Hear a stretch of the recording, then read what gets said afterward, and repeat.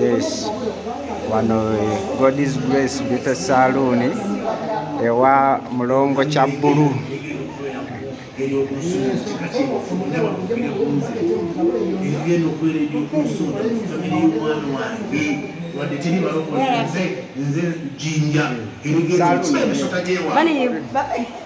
Saloon, God's Grace Beauty Saloon, Kyebando Nsooba ku kizimbe kya Butaba Trading Center wesangibwa.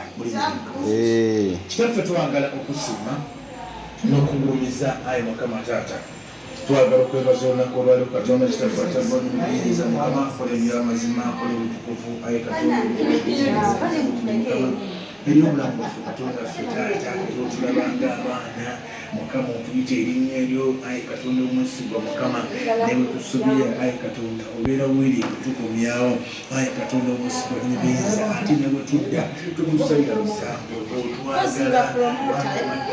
Tuganga saluuni yaffe bajje batuwagire abalina abakyala mbaleete tubasibe enviiri wa Twinex Beauty Saloon. Bakasitoma mujje mutuwagire. Director ye Kyabulu bawe enamba y'essimu kwe bakuba.